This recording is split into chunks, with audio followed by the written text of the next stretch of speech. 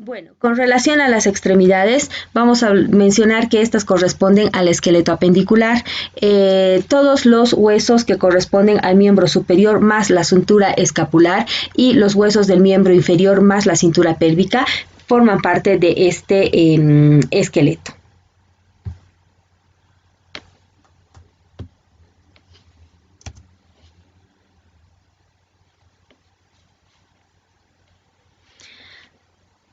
Para la cuarta semana de desarrollo van a empezar a formarse en lo que van a ser las porciones laterales del embrión. Van a empezar a formarse estas que van a ser las crestas de las extremidades, tanto superiores como inferiores. Siempre van a empezar a formarse primero las crestas de las extremidades superiores, y de las extremidades inferiores van a estar un poquito más rezagadas. Entonces van a ser, para la quinta semana empiezan ya estas crestas, han crecido y van a constituir lo que van a ser las yemas de las crestas, tanto superiores como inferiores. Aquí estamos viendo a estas yemas que constituyen un núcleo de tejido mesenquimatoso rodeado del ectodermo. En realidad, en la parte distal de estas yemas de las extremidades superiores e inferiores, el ectodermo se engrosa y va a formar lo que se conoce como las crestas ectodérmicas apicales, que van a tener células indiferenciadas que van a estimular al mesodermo, al núcleo del mesodermo, para el desarrollo de las manos en las extremidades superiores y de los pies en las extremidades inferiores.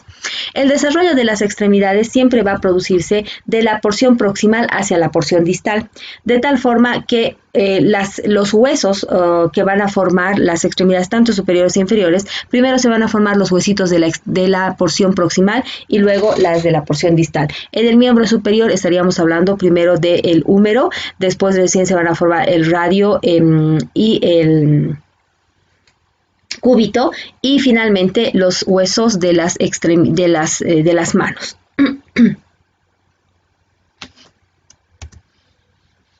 Estamos viendo aquí que para la semana 6 aproximadamente, en las yemas de las extremidades tanto superiores como inferiores, en su porción distal, se van a formar una especie de aplanamiento que van a formar las placas de las manos en el miembro superior y las placas de los pies en el miembro inferior.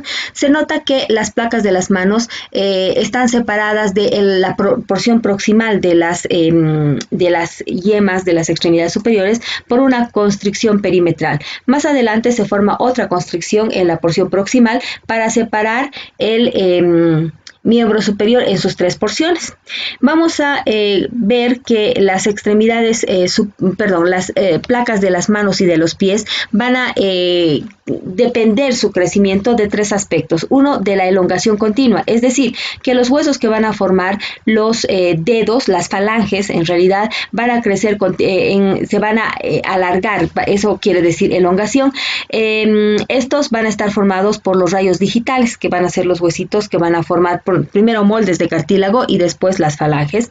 Y entre el tejido, el ectodermo que está entre las falanges en desarrollo, o estos rayos digitales, va a sufrir apoptosis para que finalmente los dedos queden separados. Al inicio, este ectodermo está formando como unas membranas interdigitales entre los dedos, y hay unas membranas que los está uniendo, pero con la apoptosis se va a producir la separación completa. Siempre durante el desarrollo, las extremidades superiores están adelantadas 1 o 2 días con relación al desarrollo de las extremidades inferiores. Aquí estamos viendo ya que para la semana 6 de desarrollo, los huesos, estos son los de las extremidades inferiores, han formado moldes de cartílago, y este cartílago posteriormente va a sufrir osificación endocondral. A nivel de los puntos donde los huesos, dos huesos se ponen en contacto, tienen que desarrollarse las articulaciones que vamos a ver enseguida. Bueno, antes de que hablemos de las articulaciones, tenemos que mencionar que ya para la semana 7 de desarrollo, las extremidades superiores, los miembros superiores, inferiores van a sufrir una rotación de 90 grados en sentido lateral. Esto va a determinar que los músculos extensores del miembro superior se ubiquen por detrás de los huesos del miembro superior y en la porción lateral, y que el dedo pulgar esté en posición anatómica señalando hacia la porción lateral. Del mismo modo, los miembros inferiores van a rotar casi 90 grados, pero en sentido medial. Esto va a hacer que los músculos extensores del miembro inferior se ubiquen por delante de los huesos del miembro inferior y que el dedo pulgar se dirija hacia la línea media. En relación a la osificación, todos los huesos largos, estamos hablando entonces de los huesos de las extremidades tanto superiores como inferiores, van a sufrir una osificación endocondral. Es decir, que primero se van a formar moldes de cartílago. Hasta el final del periodo embrionario, que quiere decir hasta la 8ª semana de desarrollo, van a aparecer puntos de osificación, primero en la semana 7 en el miembro superior, luego puntos de osificación en el miembro inferior y finalmente ya en el periodo fetal hasta la semana 12 de desarrollo, en absolutamente todos los huesos largos hay puntos de osificación. En los huesos largos vamos a ver que para el momento del nacimiento, bueno, primero, los puntos de osificación en los huesos largos se forman primero a nivel de la diáfisis, es decir, del cuerpo del hueso largo. Estos centros de osificación llamados primarios, que se han formado en la diáfisis, van a extenderse hacia los extremos, es decir, hacia las epífisis, que son estas. Ahora, entre la diáfisis y la epífisis vamos a encontrar las placas epifisarias, que son moldes, que son cartílago, en realidad placas de cartílago, que van a determinar el crecimiento longitudinal de los huesos largos. Es decir, que a ambos lados de esta placa epifisaria vamos a ver puntos de osificación, ¿no es cierto? Es decir, el cartílago se va a transformar en hueso para que el hueso pueda crecer en longitud. Al momento del nacimiento, prácticamente la diáfisis de todos los huesos largos están osificadas. Y vamos a ver que en los puntos de contacto, donde dos huesos se ponen en contacto, ahí tienen que desarrollarse las articulaciones. Vamos a hablar en este momento de las articulaciones sinoviales, es decir, las articulaciones o los puntos de contacto entre los huesos que tienen como característica una cavidad entre los dos huesos. Entonces, a nivel de donde se ponen en contacto dos huesos, el tejido mesenquimatoso va a condensarse y va a formar tejido fibroso denso. A este segmento se conoce como interzona. A partir de este tejido fibroso denso se van a formar el cartílago y hialino que está revistiendo las superficies articulares. Se va a formar también la membrana sinovial de la articulación, la cápsula articular de la articulación sinovial, y se van a formar los meniscos interauriculares y los ligamentos que van a estar que van a estar en relación con la cápsula articular. Ahora, este espacio, esta cavidad, la cavidad sinovial o la cavidad articular, se va a formar, bueno, primero había ahí tejido fibroso denso, pero se ha producido apoptosis de ese tejido fibroso denso para que se produzca esta cavidad, la cavidad articular. Pero en el desarrollo y en los huesos que conocemos o que estamos estudiando, también van a haber otro tipo de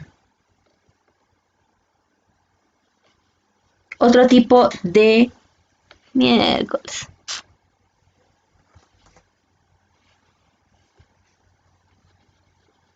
¿Qué pasa?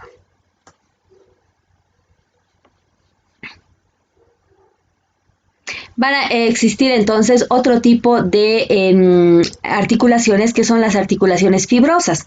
Ya, las articulaciones fibrosas, que simplemente ese tejido fibroso denso de la interzona se ha condensado y mantiene unidas las dos piezas óseas, como en el caso de las suturas.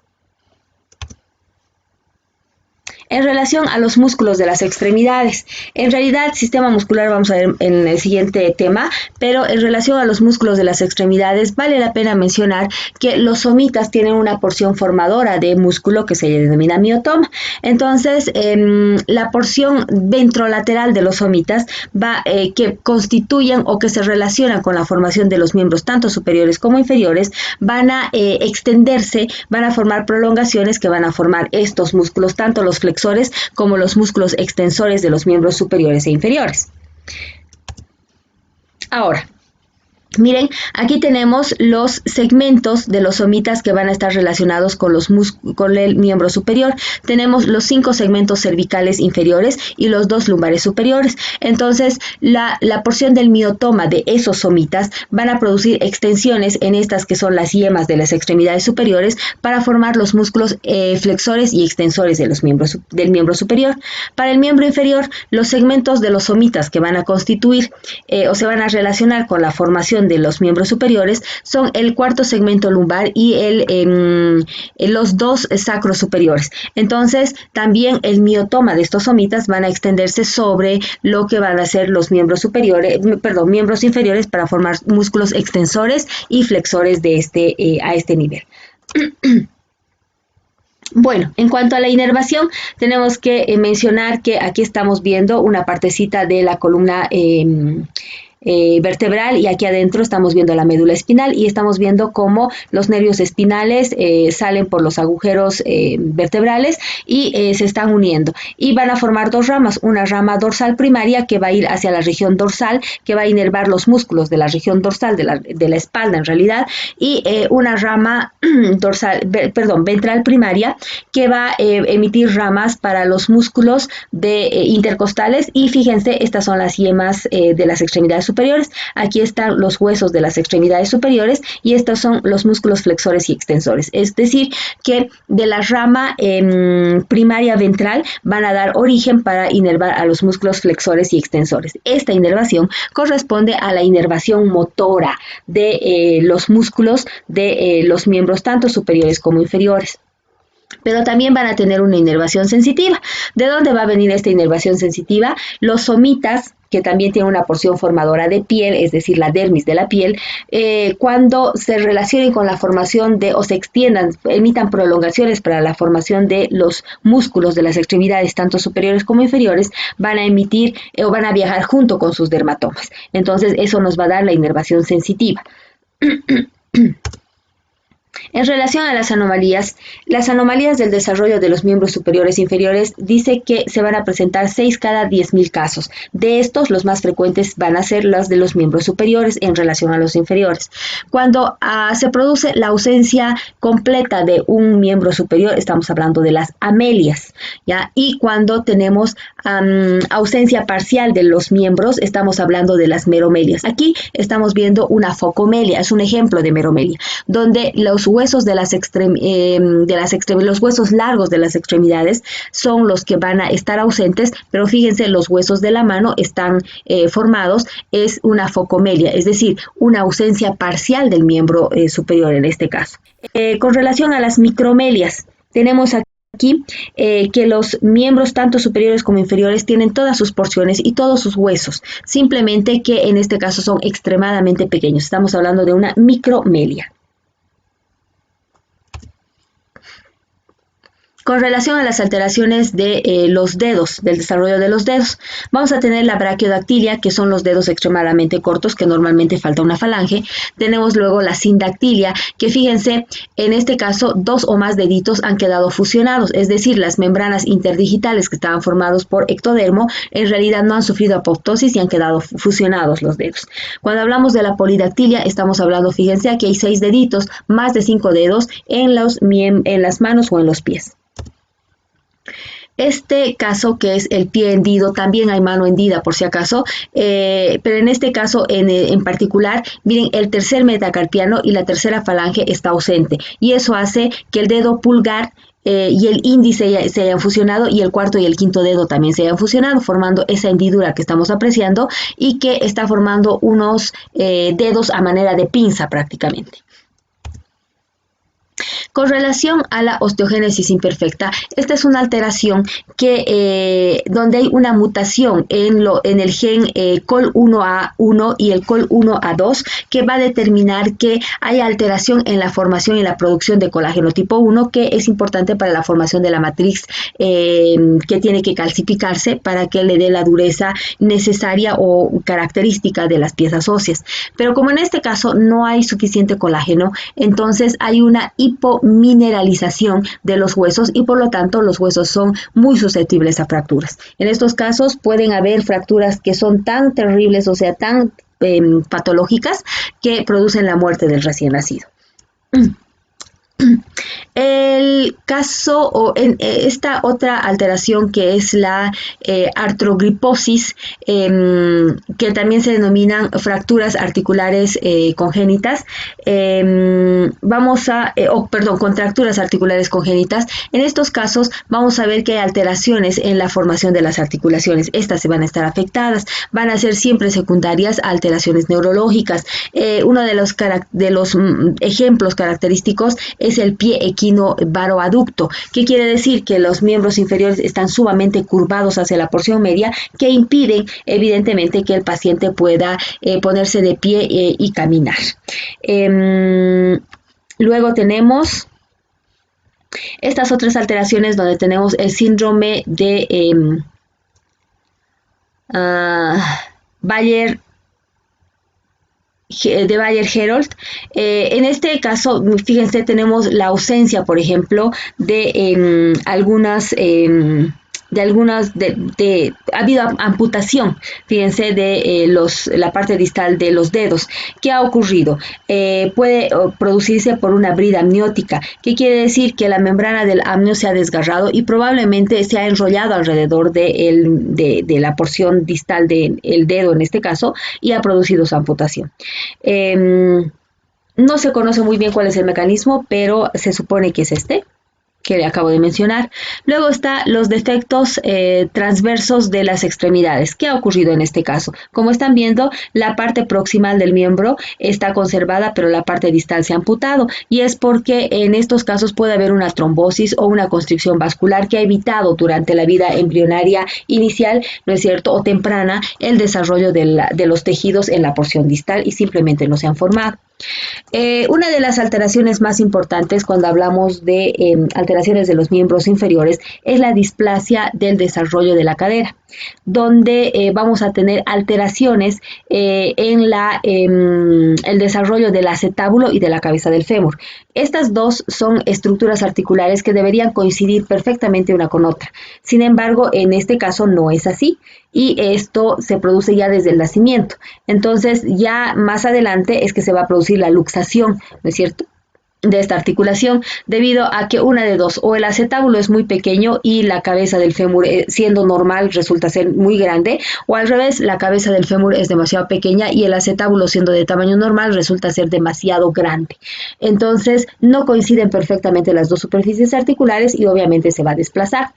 Tal vez esta es una de las alteraciones más frecuentes que nosotros podemos detectar, ¿no es cierto?, y identificar para hacer un diagnóstico adecuado y obviamente un tratamiento, porque ustedes se van a fijar en pediatría cuando tengan sus rotaciones, que se saca una radiografía desde los 6 meses en adelante para ver un ángulo adecuado para ver si es que puede ocurrir este tipo de alteraciones, y que obviamente las dos superficies articulares se adapten una a la otra perfectamente.